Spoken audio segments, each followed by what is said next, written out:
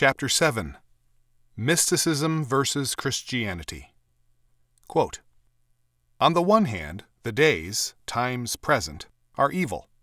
On the other hand, these days must be eagerly redeemed as a season of great value and meaning. The contrast is a dramatic one. Instead of flight from evil days, there is an eager purchase or redemption of them as a time or season of great profit and advantage under God.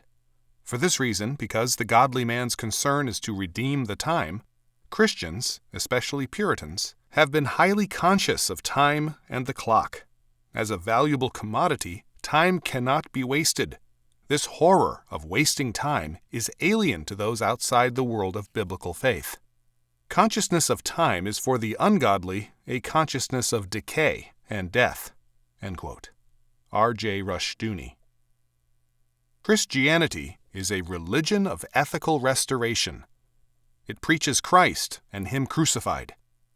The perfect humanity of Christ is declared by God to be the possession of the redeemed person. Instead of looking at the sins of each Christian, God looks at Christ's perfection. Christ's perfect humanity is imputed to redeemed men, just as Adam's sin is imputed to all men, until they become regenerated through God's grace. Romans 5:19. It is this alone which enables man to escape from the curse of God's final judgment. Understand that it is Christ's perfect humanity which is imputed, judicially transferred to man, by God at the point of the person's regeneration. The divinity of Christ remains His possession alone. God does not share His divinity with man. Man does not become God, either by science or techniques of meditation or magic or self-discipline. Christ was both God and man from the beginning. He alone is God incarnate. Man does not become God through magical or metaphysical union with God. It is the age-old heresy of Satan that man can become God. Because man is restored ethically before God, he has become a new creation, Paul says. Therefore, if any man be in Christ, he is a new creature, creation. Old things have passed away. Behold, all things have become new. 2 Corinthians 5:17. All things. Christians are supposed to take this seriously. God grants comprehensive redemption to His people. Every aspect of their lives is transformed. God sends the Holy Spirit that they might be comforted and led into all truth. John 14:16-17. The dominion covenant can be fulfilled through the efforts of His redeemed people. The Bible teaches redemption, not mysticism. It teaches dominion, not retreat. It teaches reconstruction, not conformity to this world. It teaches growth, not stagnation, and a steady-state economy. It teaches conquest through time, not mystical transcendence beyond time. Rifkin's Mysticism. Rifkin's theology is mystical, not Christian. Christianity explains man's history in terms of ethics, the rebellion against God which led to the curse of creation. Rifkin cites the small is beautiful guru E.F. Schumacher, author of Buddhist Economics, quote, "The most urgent need of our time is, and remains the need, for metaphysical reconstruction." End quote. But Christianity teaches that it is not metaphysical reconstruction that is needed, it is ethical reconstruction. The Christian philosopher Cornelius Van Til has warned against any confusing of the ethical theology of Christianity with the metaphysical theology of humanism. Quote, "We know that sin is an attempt on the part of man to cut himself loose from God. But this breaking loose from God could, in the nature of the case, not be metaphysical. If it were, man himself would be destroyed, and God's purpose with man would be frustrated. Sin is therefore a breaking loose from God ethically and not metaphysically. Sin is the creature's enmity and rebellion against God, but it is not an escape from creaturehood. When we say that sin is ethical, we do not mean, however, that sin involved only the will of man and not also his intellect. Sin involved every aspect of man's personality. All of man's reactions in every relation in which God had set him were ethical, and not merely intellectual. The intellectual itself is ethical." End quote. Rifkin is therefore incorrect when he lumps Christianity into the following summary. Quote, The traditional wisdom as embodied in all the great world religions has long taught that the ultimate purpose of human life is not the satisfaction of all material desires, but rather the experience of liberation that comes from becoming one with the metaphysical unity of the universe." End quote. On the contrary, Christianity calls men to become ethically conformed to Christ in his perfect humanity, not his Godhead. Union with Christ is to be ethical, not metaphysical. Men are never called by God to become metaphysically united to him or the creation. Men do not evolve into the Godhead. We do not possess quote-unquote sparks of divinity within our souls. Even Jesus Christ, in his perfect humanity, did not possess sparks of divinity within his perfect human nature. He was fully divine in his nature as God, and fully human in his nature as man. He was one person, but with two natures that were in union, but not intermixed. This has been the testimony of the Orthodox Church since the 5th century. Rushdoony comments on the Council of Ephesus in AD 431. He says that, quote, "The council made it clear that only God could be worshipped. Not even Christ's humanity could be worshipped, but only his deity. The humanity of Christ is not, nor ever can be, deified. The two natures are without confusion, even in the unique incarnation." End quote. We are not called to become God. We are called to exercise dominion over the creation, under God. This is the essence of the intellectual conflict between the quote-unquote New Age humanism and Orthodox Christianity. Rifkin wants us to follow the mystics, such as the late medieval heretic Meister Eckhart, and calls us to a quote-unquote New Age philosophy, the religion of quote-unquote higher consciousness, self-transcendence, and, although he may not know it, occultism. As a mystic, Rifkin sounds the trumpet to retreat. Quote, "It should also be recognized that we often mistakenly associate new human ideas for organizing the physical world we live in with higher forms of consciousness. The two are not the same. In fact, social development and spiritual development have, for the most part, followed opposite trajectories throughout much of human history. They can only begin to converge once again when humanity surrenders its will to dominate and begins to adjust to a world not of our making, but for which we were made." End quote. In other words, we were not made by a God who created a fixed ethical order. For Rifkin, the creation, including mankind, is not governed by an ethically fixed order. It is a quote-unquote becoming process. Accordingly, we must adjust to our environment. This is environmentalism, not Christianity. Absorption versus dominion. God's law is our tool of dominion. By abandoning the concept of an ethically fixed universe, and by substituting entropy as the uniformitarian principle, Rifkin turns our attention from the Christian goal of dominion over nature under God to the mystic's goal of absorption by the cosmos through quote-unquote higher consciousness. He wants us to adopt the Hindu goal of becoming one with nature, though how this will enable us to escape the inescapable increase of entropy he does not say. Quote, "Our goal is to join with, to become one with, all of the rest of creation." End quote. This monism of quote-unquote creation is Rifkin's impersonal God, similar to the impersonal God of Buddhism. We are not to exercise dominion over nature. Instead, we are to subordinate ourselves to nature's laws in order to live in harmony with nature. We are to integrate ourselves into the web of nature. Quote, "In the new scheme of consciousness, security is achieved by becoming an integral participant in the larger communities of life that make up the single organism we call Earth. Security is no longer to be found in self-contained isolation, but rather in shared partnership with the creation. Security is not to be found in dominating and manipulating, but rather in reweaving ourselves back into the web of relationships that make up the earthly and cosmic ecosystems." End quote. We see here the truth of the statement that men either become subordinate to the God of the Bible and dominant over nature, or else they rebel against God and become subordinate to nature. Rifkin goes so far as to revive the idea that the universe is itself purposeful. Quote, "A mind pulsating with purpose and intention."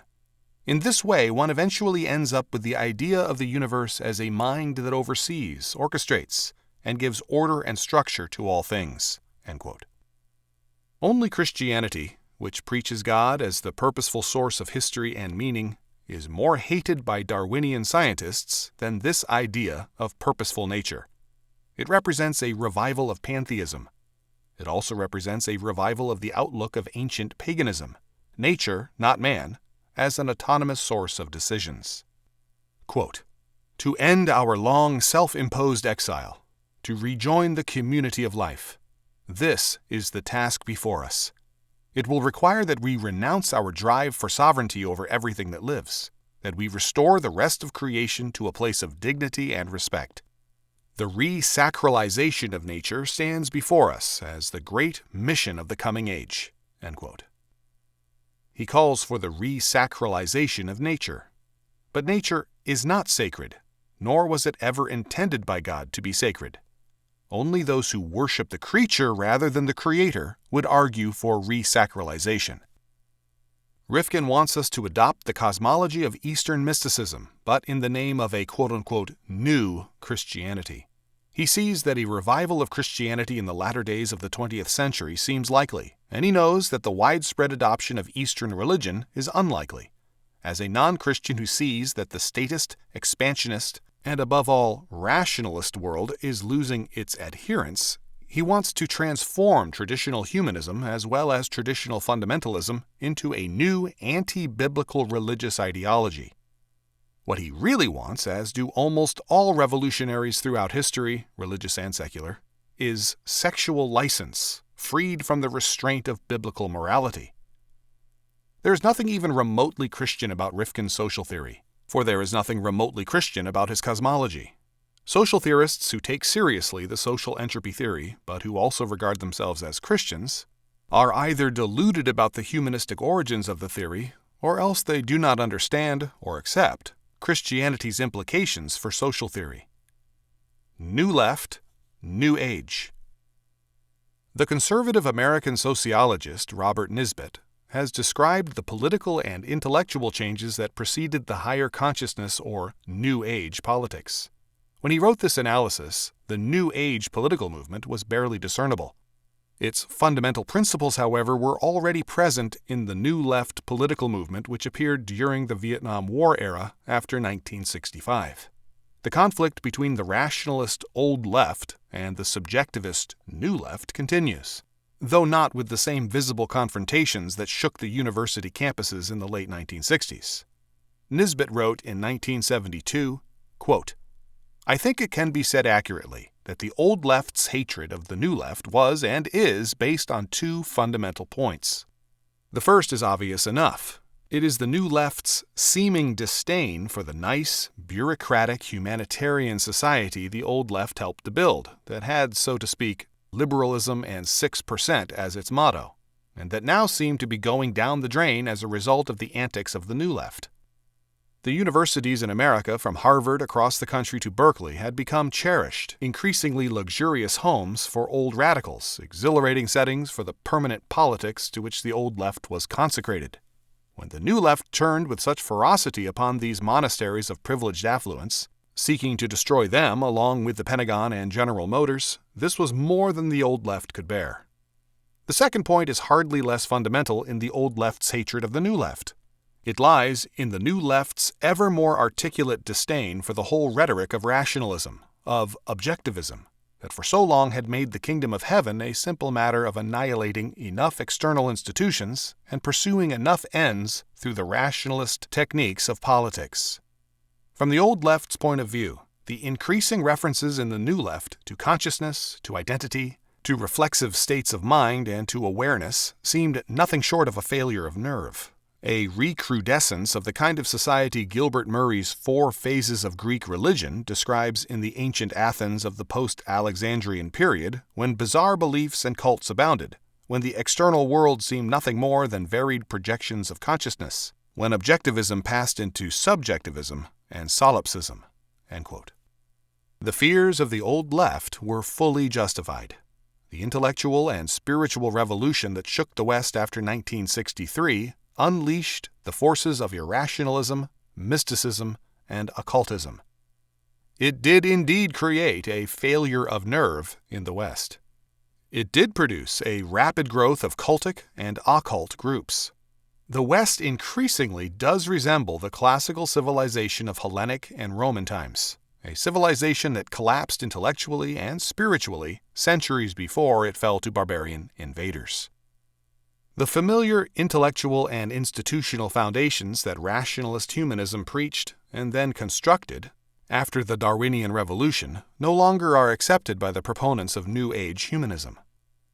Jeremy Rifkin is one of those new left political revolutionaries who has made the transition to New Age politics.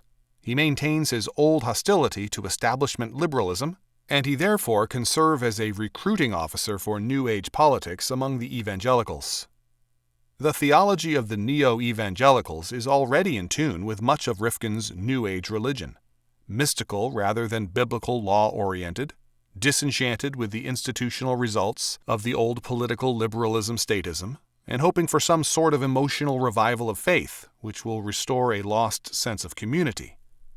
They, like Rifkin, are hostile to biblical law, with its promises of growth and its vision of responsible progressive dominion. They cannot refute him, nor even recognize the totality of his underlying hostility to Christian orthodoxy, because they have themselves abandoned too many of the fundamental tenets of the Christian faith. Misrepresenting Christianity. Rifkin seeks to overcome the opposition of potential Christian critics by misrepresenting their views.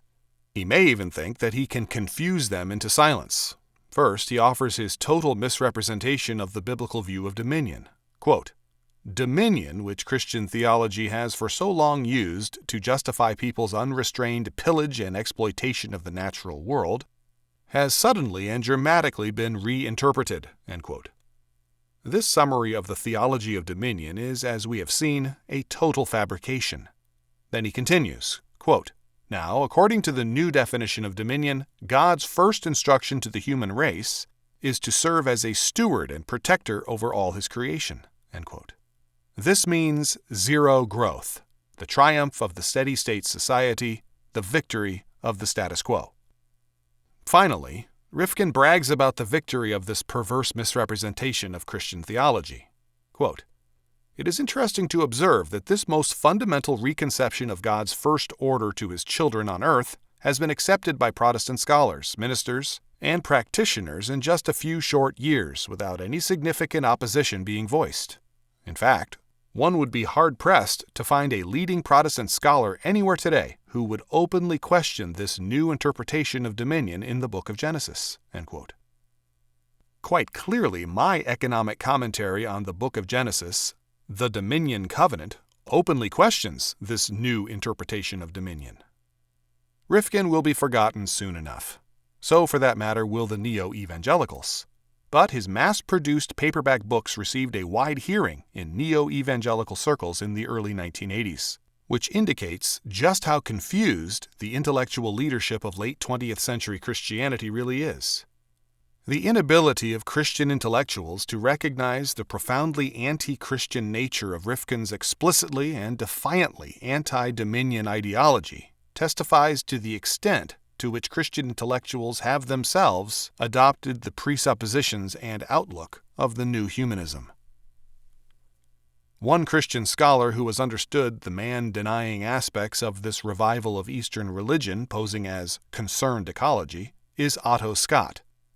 I am reproducing his short essay, Science versus Man, in its entirety because I regard it as basic to understanding the theological war we are in. Recently, the airwaves were clotted with reports of, quote, Humphrey the wayward whale, end quote, which was said to have accidentally wandered into the Sacramento River. Scientists were quite concerned over Humphrey, who weighed 40 tons, was humpbacked, and who appeared to enjoy cleansing the Sacramento of fish. They said that immersion in fresh water would certainly kill Humphrey, and it was clear that they, and the media, regarded this as a great potential tragedy. While bystanders collected on the banks of the river and others took to their boats, aiming binoculars and cameras, Humphrey wandered about in typical whale fashion, surfacing from time to exhale, emerging in great leaps and diving down with loud slaps of his tail. Meanwhile, it became evident that the scientists who specialize in marine activities considered themselves responsible for Humphrey's life. They tried hammering underwater on metal pipes in an effort to drive Humphrey back to sea. Eventually, they resorted to playing underwater tapes of other humpbacked whales feeding. These tapes were apparently made in the normal course of scientific monitoring of other forms of life in, around, and over these United States. In due course, the scientists claimed a great success. Humphrey swam out of the river and back into the ocean, showing none of the debility from fresh water that the scientists had predicted. The scientists said nothing about the failure of this prediction, but called attention to what they claimed was their success in luring Humphrey back to sea with their tapes. They also said their efforts had cost the state of California $60,000, and they requested donations to one fund or another to replace this money, to enable science to proceed to other necessary quote-unquote scientific efforts. Reports of these scientists paralleled earlier reports of other scientists who are obsessed about the condors of California. Tens of thousands of condors exist on the west coast of South America, but California, it seems, has only dwindling bands.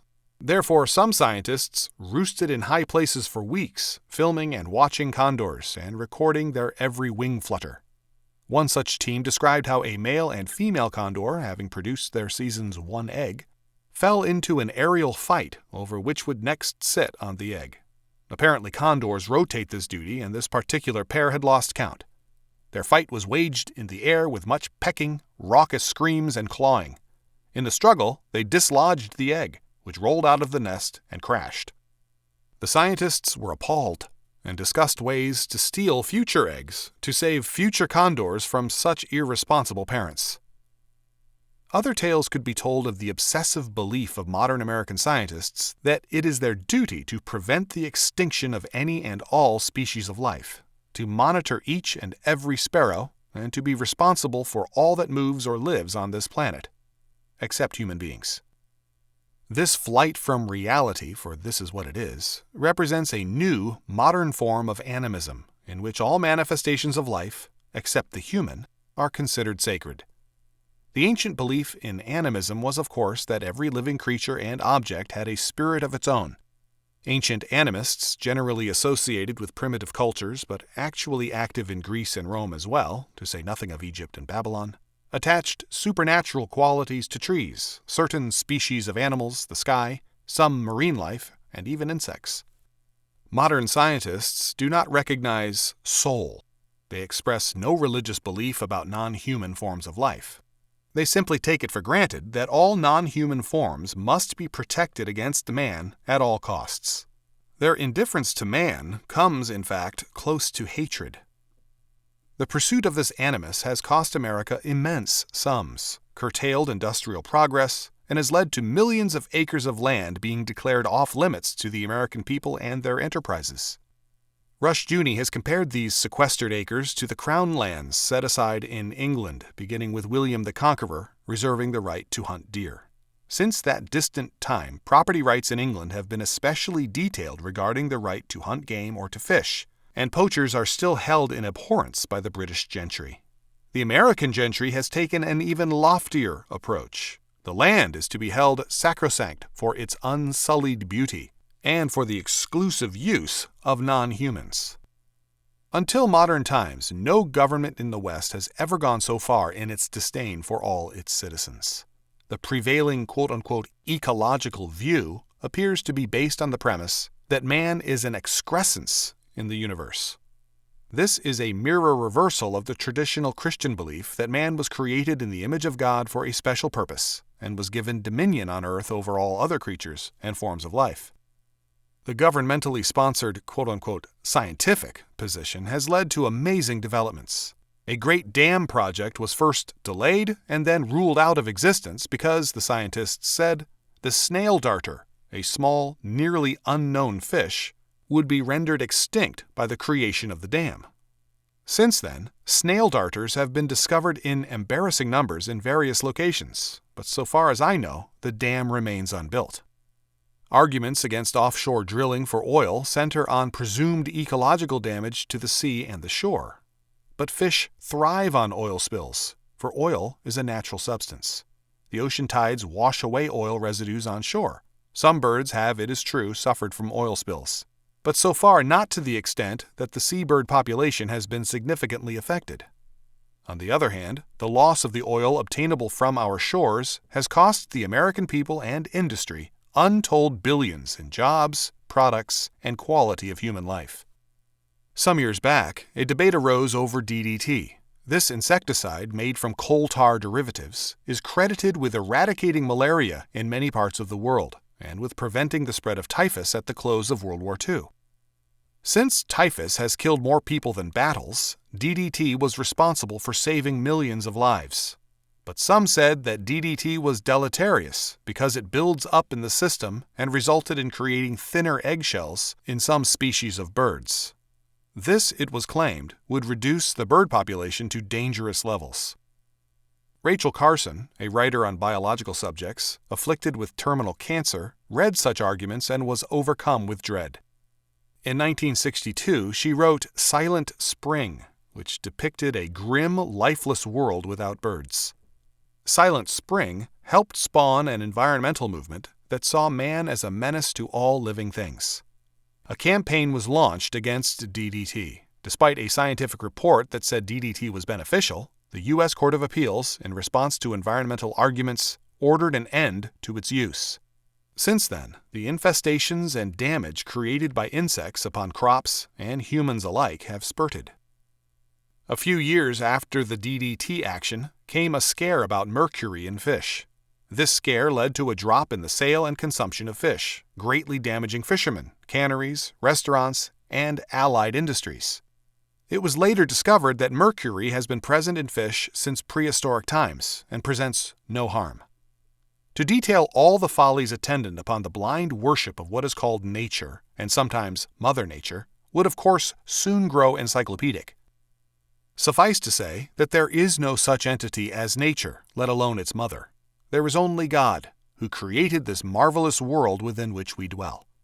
What is truly macabre about the scientific attempt to monitor all forms of life, however, is the indifference of the quote-unquote environmental lobbies and the scientists regarding the destruction of human beings in various parts of Asia, Cambodia, Vietnam, Tibet, Communist China, Syria, Africa, Libya, Ethiopia, Uganda, Zimbabwe, etc., Latin America, Guatemala, El Salvador, Nicaragua, etc. There have been 18 million abortions in the United States since the U.S. Supreme Court ruled that abortion is a constitutional right. Abortions in communist China now range into the hundreds of millions.